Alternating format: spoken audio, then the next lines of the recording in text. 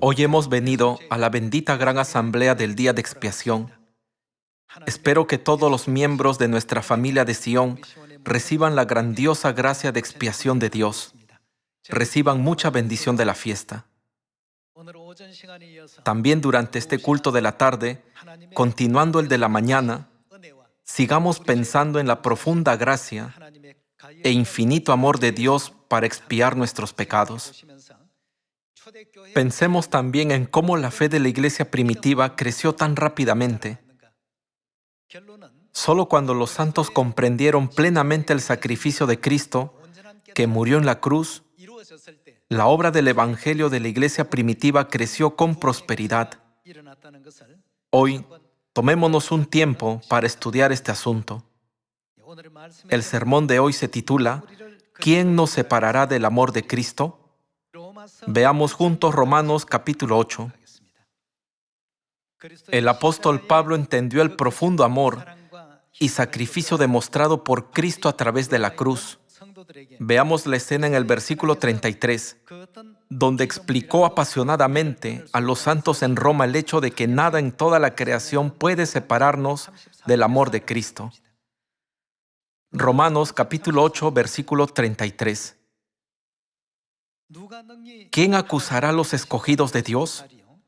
Dios es el que justifica. ¿Quién es el que condenará? Cristo es el que murió, más aún, el que también resucitó, el que además está a la diestra de Dios, el que también intercede por nosotros. ¿Quién nos separará del amor de Cristo?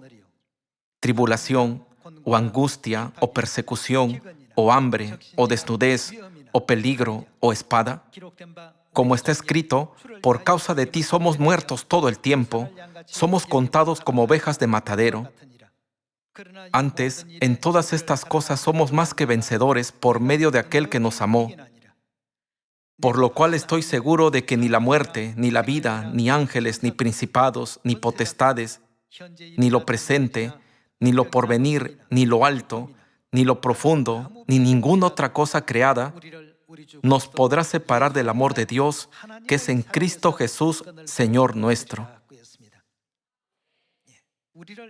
En su carta a la iglesia de Roma, el apóstol Pablo confesó su fe en Dios y escribió: ninguna otra cosa creada nos podrá separar del amor de Dios que es en Cristo Jesús. Puesto que en ese momento los santos de la iglesia primitiva entendieron profundamente el significado del sacrificio de Cristo en la cruz, ¿acaso no pudieron guardar su fe firmemente hasta el final, a pesar de la severa persecución, obstáculos y calumnia del Imperio Romano? Los santos de la iglesia primitiva comprendieron el amor divino de Dios que derramó su sangre en la cruz. Entendiendo esta mentalidad y fe de los apóstoles de la iglesia primitiva, veamos el camino que recorrieron durante su vida de la fe. Vayamos a Hechos capítulo 20. Hechos capítulo 20, versículo 22.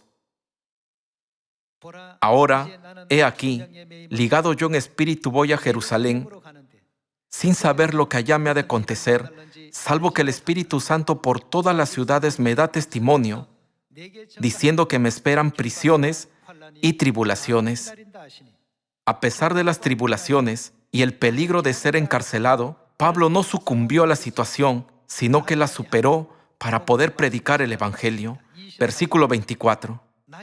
Pero de ninguna cosa hago caso, ni estimo preciosa mi vida para mí mismo, con tal que acabe mi carrera con gozo y el ministerio que recibí del Señor Jesús para dar testimonio del Evangelio de la gracia de Dios. Entonces, ¿cómo llegaron a tener esta fe los santos de la iglesia primitiva? Necesitamos entender la motivación y las circunstancias que les permitieron tener esta fe. Vayamos a Hechos capítulo 21. Capítulo 21, versículo 10. Y permaneciendo nosotros allí algunos días, descendió de Judea un profeta llamado Agabo, quien viniendo a vernos, tomó el cinto de Pablo y atándose los pies y las manos dijo: esto dice el Espíritu Santo, así atarán los judíos en Jerusalén al varón de quien es este cinto, y le entregarán en manos de los gentiles. Al oír esto, le rogamos nosotros y los de aquel lugar que no subiese a Jerusalén. Entonces Pablo respondió: ¿Qué hacéis llorando y quebrantándome el corazón? Porque yo estoy dispuesto no solo a ser atado, mas aún a morir en Jerusalén por el nombre del Señor Jesús. Al ver las palabras del capítulo 20 y el capítulo 21, podemos ver algunos detalles de la actitud y mentalidad que los miembros de la iglesia primitiva tuvieron cuando cumplieron la misión encomendada por Cristo.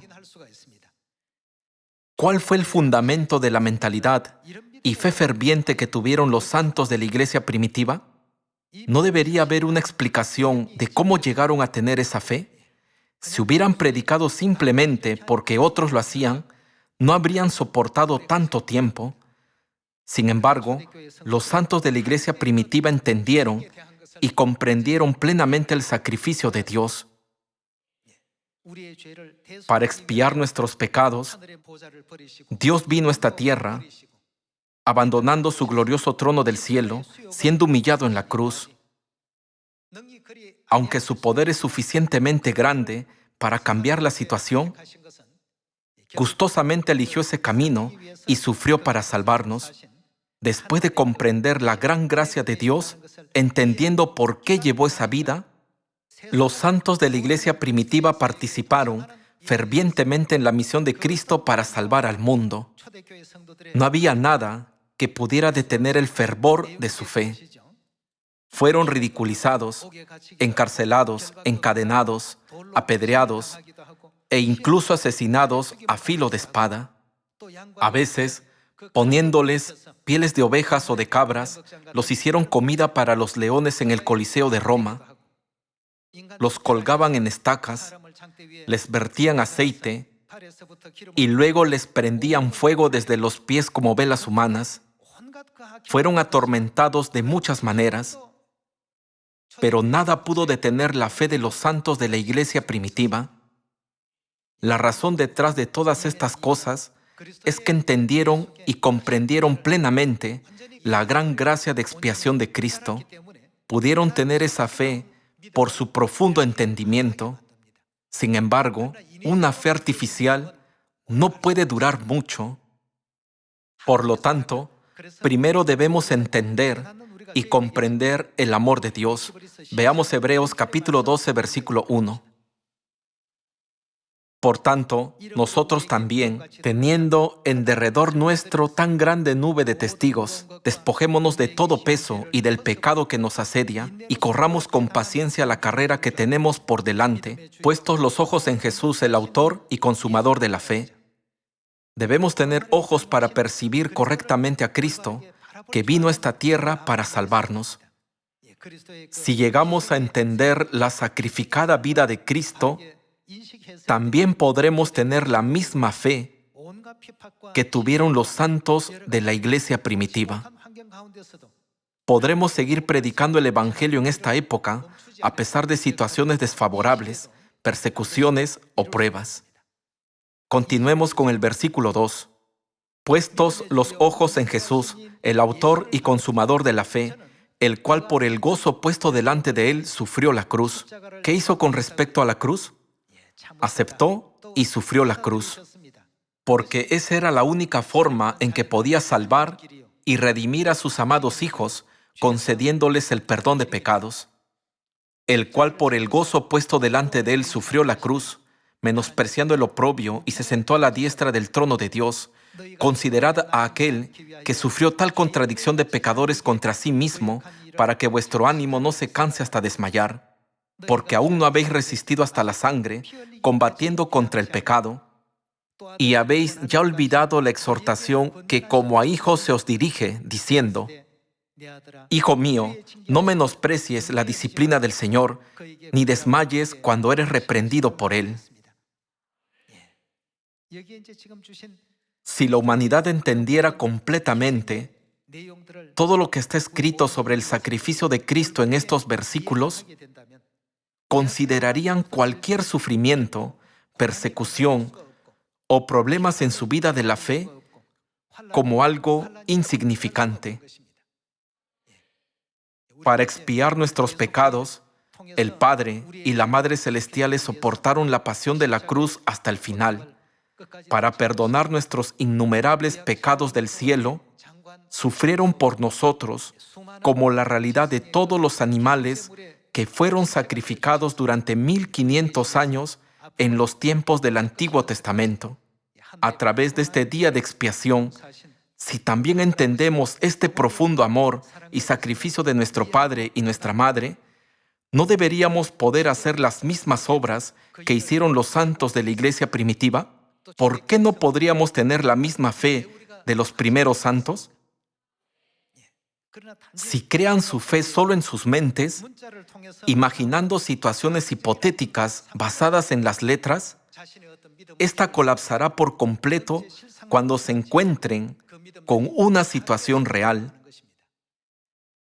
Por eso, todos los santos de la iglesia primitiva se enorgullecían mucho de participar en los padecimientos de Cristo y lo consideraban un gran honor. Se regocijaron mucho diciendo: ahora soy considerado digno de participar en los padecimientos de Cristo. Continuemos con 1 de Pedro capítulo 4 versículo 1. Puesto que Cristo ha padecido por nosotros en la carne, vosotros también armaos del mismo pensamiento. Dice que el padecimiento es la armadura de nuestra fe. Pues quien ha padecido en la carne, terminó con el pecado, para no vivir el tiempo que resta en la carne conforme a las concupiscencias de los hombres, sino conforme a la voluntad de Dios. Baste ya el tiempo pasado para haber hecho lo que agrada a los gentiles, andando en lascivias, concupiscencias, embriagueces, orgías, disipación y abominables idolatrías. ¿No significa esto que debemos abandonar la forma en que llevábamos nuestra vida en el pasado como gentiles? Versículo 4. A estos les parece cosa extraña que vosotros no corráis con ellos en el mismo desenfreno de disolución y os ultrajan, pero ellos darán cuenta al que está preparado para juzgar a los vivos y a los muertos. Porque por esto también ha sido predicado el Evangelio a los muertos, para que sean juzgados en carne según los hombres, pero vivan en espíritu según Dios. Dios nos recordó: puesto que Cristo ha padecido en la carne, vosotros también considerad sufrir ese padecimiento junto con Cristo como la armadura de la fe. Versículo 12. Amados, no os sorprendáis del fuego de prueba que os ha sobrevenido, como si alguna cosa extraña os aconteciese, sino gozaos por cuanto sois participantes. ¿De qué participan? De los padecimientos de Cristo. Cristo soportó los sufrimientos solo para salvarnos. Por lo tanto, debemos regocijarnos participando en los padecimientos de Cristo para la salvación de los que pronto recibirán la verdad. Veamos una vez más el versículo 13. Si no gozaos por cuanto sois participantes de los padecimientos de Cristo, para que también en la revelación de su gloria os gocéis con gran alegría. Si sois vituperados por el nombre de Cristo, sois bienaventurados, porque el glorioso Espíritu de Dios reposa sobre vosotros. Ciertamente de parte de ellos Él es blasfemado, pero por vosotros es glorificado. Así que ninguno de vosotros padezca como homicida, o ladrón, o malhechor, o por entremeterse en lo ajeno. Pero si alguno padece como cristiano, no se avergüence, sino glorifique a Dios por ello. Porque es tiempo de que el juicio comience por la casa de Dios. Y si primero comienza por nosotros, ¿cuál será el fin de aquellos que no obedecen al Evangelio de Dios? Y si el justo con dificultad se salva, ¿en dónde aparecerá el impío y el pecador? De modo que los que padecen según la voluntad de Dios, encomienden sus almas al fiel Creador y hagan el bien. Aquí podemos ver diferentes sufrimientos que enfrentaremos mientras llevamos una vida cristiana. Los que entienden el verdadero significado del amor y sacrificio de Cristo no consideran su sufrimiento como verdadero sufrimiento. El sufrimiento nunca puede obstaculizar ni dañar su fe, ni siquiera en lo más mínimo. Vayamos al capítulo 5. Primera de Pedro, capítulo 5, versículo 7. Echando toda vuestra ansiedad sobre Él, porque Él tiene cuidado de vosotros. Sed sobrios y velad, porque vuestro adversario el diablo, como león rugiente, anda alrededor buscando a quien devorar, al cual resistid firmes en la fe, sabiendo que los mismos padecimientos se van cumpliendo en vuestros hermanos en todo el mundo. Mas el Dios de toda gracia, que nos llamó a su gloria eterna en Jesucristo, después que hayáis padecido un poco de tiempo, Él mismo haga que os perfeccione, afirme, fortalezca y establezca. Solo si participamos en los padecimientos de Cristo, podremos ser perfeccionados por Él. Está escrito: Él mismo os perfeccione, afirme, fortalezca y establezca. Por esa razón, se nos da temporalmente la cantidad justa de sufrimiento para cada uno. Siempre que el apóstol Pablo enfrentaba sufrimientos, enfatizaba repetidamente: ¿quién nos separará del amor de Cristo? ¿Tribulación o angustia o persecución? Puesto que Pablo ya había comprendido la gracia de Dios y el amor contenido en su sacrificio expiatorio, estaba decidido a vivir e incluso morir por Cristo. Pablo confesó continuamente su fe en Hechos capítulo 20 y capítulo 21. En cuanto a nosotros, sin importar qué tribulación y angustia se nos presenten en adelante, no debemos considerarlas simplemente como dificultades. En cambio, reflexionemos: ¿cuánto tiempo tuvo que sufrir nuestro Dios para perdonar nuestros pecados? Debe de haber padecido mayor dolor que el mío, asumiendo solo dolores y aflicciones más pesados que mis cargas. ¿Cómo puedo compararlo con las dificultades o sufrimientos que yo he pasado? ¿Acaso no deberíamos pensar en nuestro sufrimiento en comparación con el sufrimiento de Dios? Por esa razón, Pablo dijo a los santos de la iglesia primitiva: desechen todas sus costumbres infantiles del pasado. Dejemos atrás esa fe tan infantil. Dios no nos abandonó ni despreció ni siquiera cuando éramos pecadores. Aunque Dios pudo habernos dejado morir en nuestros pecados, vino personalmente a esta tierra para ser sacrificado como holocausto, abandonando su gloria y su trono del cielo. Siempre que pensamos en el amor de Dios por nosotros, debemos reflexionar: ¿quién soy yo para que Dios me revistiera con ese inmenso amor y gracia? ¿Quién soy yo para que dejara atrás la gloria del cielo y viniera a esta tierra para buscar mi pobre alma? ¿Cómo aceptó voluntariamente la pesada carga de la cruz y vivió en esa agonía y dolor por mí? Con este entendimiento, Pablo recalcó: ¿cómo puedo traicionar el amor de Cristo? Aunque la gente nos amenace con espadas o suframos hambre, ninguna otra cosa creada nos puede separar del amor de Cristo. Una vez que entendamos correctamente este inmenso amor de Dios en nuestra vida de la fe, seremos capaces de practicar una fe de la cual el mundo no será digno. Aunque alguien imite superficialmente la vida de los santos de la iglesia primitiva, su fe no puede durar mucho. La realidad pronto los expondrá y su fe se hará añicos. Por esa razón, es necesario que descubramos y comprendamos el amor ilimitado y el sacrificio divino de Dios por encima de todo. Antes de concluir, veamos un versículo más en 1 Corintios capítulo 13. En este día de expiación, y siempre que nuestra fe vacile, recordemos la tristeza, la agonía y el dolor que Dios soportó para perdonar nuestros pecados. No seamos perturbados por nuestra falta de conocimiento y fe infantil. Si no proclamemos, ¿quién se atreverá a separarnos del amor de Cristo? Con esta mentalidad y fe, seamos los hijos de Sión que completen la última misión del Evangelio en todo el mundo. Primera de Corintios, capítulo 13, versículo 9. Porque en parte conocemos y en parte profetizamos, mas cuando venga lo perfecto, entonces lo que es en parte se acabará. Cuando yo era niño, ¿cómo hablaba? Hablaba como niño. ¿Cómo pensaba? Pensaba como niño. Juzgaba como niño. Mas cuando ya fui hombre, ¿qué hizo? Dejé lo que era de niño.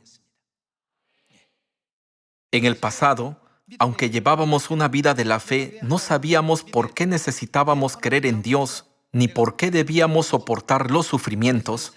Antes vivíamos sin conocer el amor de Cristo, ni la gracia de Dios. Sin embargo, como ahora conocemos el amor de Dios, nuestra fe se ha transformado y podemos decir, ¿quién se atreverá a separarnos del amor de Cristo? Cuando teníamos fe como la de un niño, hablábamos, pensábamos y nos expresábamos entendiendo las cosas como un niño. Practicábamos nuestra fe con la inmadurez de un niño, sin saber por qué teníamos que ir a la iglesia. Por eso, asistíamos a la iglesia solo cuando alguien venía a buscarnos. Sin embargo, una vez que entendemos el amor de Dios, nuestra fe no debe depender de los demás. Cuando éramos jóvenes, la forma en que pensábamos, hablábamos y entendíamos las cosas era como la de un niño. Sin embargo, al comprender el amor de Dios, nacemos de nuevo como personas maduras. Si llevamos a cabo el Evangelio y cuidamos a los hermanos con el corazón de amor de Dios, nunca nos cansaremos. Por el contrario, si hacemos la obra del Evangelio sin un corazón de amor, nos desmotivamos y nuestros pies se vuelven pesados.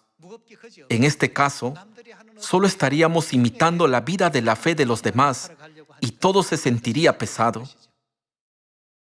Hoy, en el día de expiación, grabemos una vez más en lo profundo de nuestro corazón el magnífico amor que Dios nos concedió a través de esta fiesta.